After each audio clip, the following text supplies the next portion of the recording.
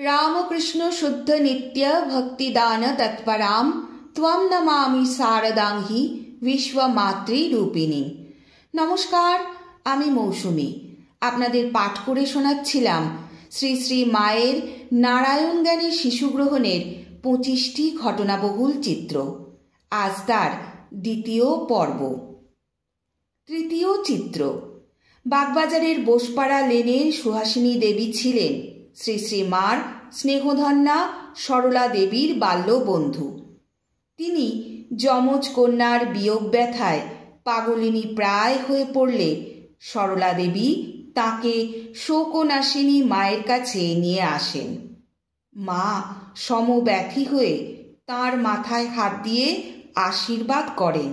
করুণাময়ী মায়ের স্নেহমাখা প্রাণ জুড়ানো কথা ও স্পর্শে ঐশী সান্নিধ্যে সুহাসিনীর দুঃখ অনেকাংশে লাঘব হয়। মায়ের আশীর্বাদে একটি পুত্রও হয় তার। সুহাসিনী আনন্দে আত্মহারা। কিছুদিন পর তিনি নবজাতককে নিয়ে মাতৃদর্শনে এলে মা বললেন, এতদিন আসনি কেন গো? সুহাসিনী তাঁর শিশুপুত্রকে মার পায়ের কাছে রেখে বললেন, এই যে মা, ছেলে হয়েছে বলে একে আপনার পায়ের ধুলো দিন। মা বললেন, আহা, বাছাকে মাটিতে শোয়াচ্ছ কেন? দাও, আমার কোলে দাও। স্নেহ বিগলিত চিত্তে মা শিশুটিকে কোলে নিয়ে বললেন, বাহ, বেশ ছেলে। তারপর শিশুকে আশীর্বাদ করলেন। সুহাসিনী মুগ্ধ বিস্ময়ে তা দেখেন। সদ্যজাত শিশুর প্রতি জগজ্জননীর স্বতঃস্ফূর্ত ভালোবাসা ও করুণার দৃশ্যটি আজও আমরা সুহাসিনী দেবীর মতোই মুগ্ধ বিস্ময়ে কল্পনায় দেখার চেষ্টা করি। শিশু নারায়ণের সেবার চতুর্থ চিত্র। বাগবাজারে মায়ের বাড়ির সামনের মাঠের শ্রমিক বস্তি থেকে একটি মেয়ে তার রুগ্ন শিশুটিকে কোলে করে এসেছে। তার প্রতি মায়ের কত দয়া ও সহানুভূতি। মা আশীর্বাদ করলেন, ভালো হবে। দুটি বড় বেদানা ও কতকগুলি আঙুর ঠাকুরের প্রসাদী করে তাকে দিয়ে বললেন, তোমার রোগা ছেলেকে খেতে দিও। দরিদ্র জননীর আনন্দ ধরে না। কৃতজ্ঞতায় বারবার সে মাকে প্রণাম করতে লাগল। জাতপাত নির্বিশেষে মায়ের শিশুপ্রীতির অনুপম দৃষ্টান্ত খুঁজে পাওয়া যায় পঞ্চম চিত্রটিতে। মায়ের পালকি বেহারাদের সর্দার যোগেন্দ্র দাস অর্থাৎ যোগেদুলের পুত্র শান্তিরাম শৈশব মায়ের স্নেহধন্য। তাদের বাড়ি ছিল জয়রামবাটির পাশের গ্রাম হলদিপুকুরিয়াতে। শান্তিরামের অন্নপ্রাশন হয়েছিল অন্নপূর্ণা শ্রী সারদা দেবীর শ্রীহস্তে দুধ ভাত গ্রহণের মধ্য দিয়ে। অতি বিশ্বস্ত ও স্নেহাস্পদ যোগেদুলের পালকিতে মা যাতায়াত করেছেন বহুবার। জয়রামবাটিতে মায়ের কাছে তিনি প্রায়ই আসতেন। মায়ের ফাই ফরমাস খেটে গৌরব বোধ করতেন। সঙ্গে শিশুপুত্র শান্তি। বাবার দেখা দেখি মায়ের চরণে লুটিয়ে পড়ত, ধুলোয় গড়াগড়ি দিত। মায়ের কাজ ছাড়া হতো না, যতক্ষণ না মা তাকে মুড়ি বা মিষ্টি কিছু দিতেন। মা রূপোর বালা গড়িয়ে শিশুর দুহাতে স্বয়ং পরিয়ে দিয়েছিলেন।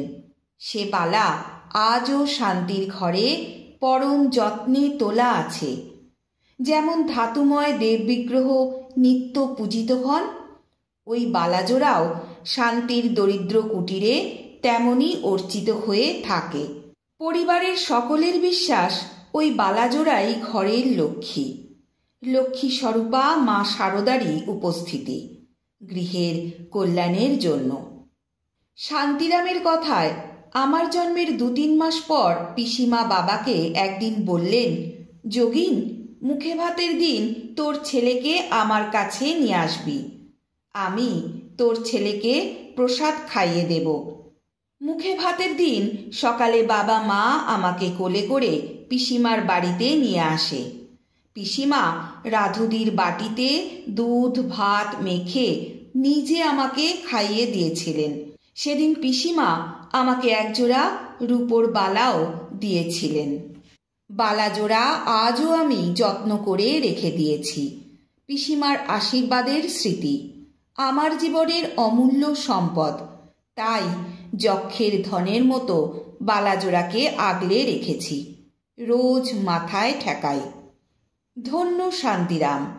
শৈশব থেকে মাতৃস্নেহধারায় স্নাত শান্তি দরিদ্র হয়েও গ্রাসাচ্ছাদনের জন্য ঘুরে বেড়াননি, চাষাবাদও করেননি। সারা জীবন হয়ে থেকেছেন মাতৃমন্দিরের অশুল্ক ভৃত্য। মায়ের আশ্রম নিত্য ঝাঁট দিয়ে পরিষ্কার করতেন। ষষ্ঠ চিত্রটিতেও আরও এক শিশু নারায়ণের অন্নপ্রাশনের কথা। প্রবোধবাবুর কথায়, আমাদের প্রার্থনায় শ্রী শ্রী মা আমার জ্যেষ্ঠ পুত্রের মুখে নিজের প্রসাদ দিয়াছিলেন। বিকালে যখন সকলে তাঁহার কাছে বসিয়াছি, মা বলিলেন, অন্নপ্রাশন তো হলো বাবা, হলো কিন্তু রবিবারে। জিজ্ঞাসা করিলাম, রবিবারে হলে কি হয় মা? মা বলিলেন, আর কিছু হয় না, একটু গরিব হয়। তারপর প্রসন্ন দৃষ্টিতে চাহিয়া বলিলেন, বামুনের ছেলে, একটু বৈদিক কার্য করতে হয়, সংস্কার কিনা, বাড়িতে গিয়ে একটু ঘি পুড়িও। এক্ষেত্রে শিশুর মুখে প্রসাদী অন্ন দেওয়ার সঙ্গে সঙ্গে মা তার ভবিষ্যৎ চিন্তায় ভাবিত হয়ে বার, নক্ষত্র ও সামাজিক শ্রেণী বিভাজন অনুযায়ী বৈদিক কাজের উপর গুরুত্ব দিয়েছেন। আজ পাঠের এখানেই বিশ্রাম। পরবর্তী চিত্রগুলি আগামী পর্বে আপনাদের পাঠ করে শোনাব। সকলকে প্রণাম। জয় মা।